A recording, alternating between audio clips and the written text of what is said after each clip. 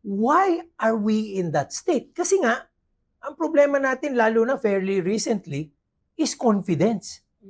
Hindi confident yung mga foreign fund managers, hindi confident yung mga international funds about the Philippines. Now, am I really saying it's all that bad? No, it's not that bad. However, we're not the only game in town. Diba? Nandiyan ang Indonesia, nandiyan ang Vietnam, nandiyan ang China, nandiyan ang Singapore. They have options. So kung ako, nag-iisip ako, hindi lang naman yan, will I invest in the Philippines or not? Hindi ganun ang tanong nila eh. Ang tanong nila, mag-i-invest ako sa Asia, saan ko ilalagay? Ayun.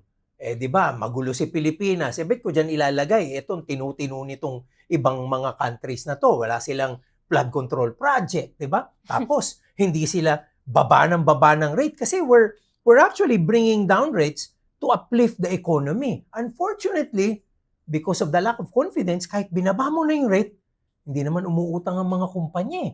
So ano nangyayari? Nawi-weaken lang yung exchange rate natin. So remember, kung ako foreign fund manager, papasok ako sa Pilipinas.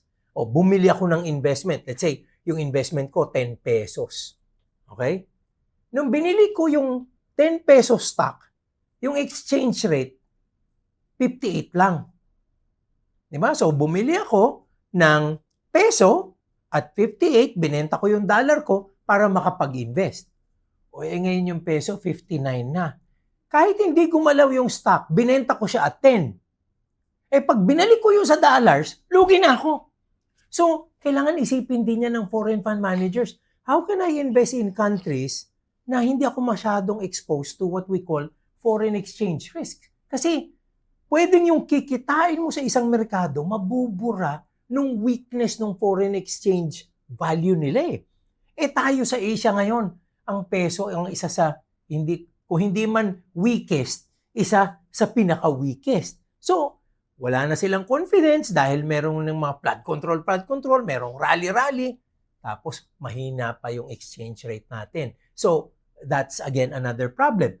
Pangatlo, and this for me is big. Napakanipis ng market natin. How many shares or how many companies are listed in our exchange? Compare that to Indonesia. Compare that to a Vietnam. Lalo na, compare that to a Singapore. They have choices. So tayo, napakanipis, wala pang volume. Kung foreign fund manager ka, ano yung fear mo? Baka maipit ka. Pumasok ka, may opportunity, hindi ka makakalabas kasi walang bumibili. So takot ka.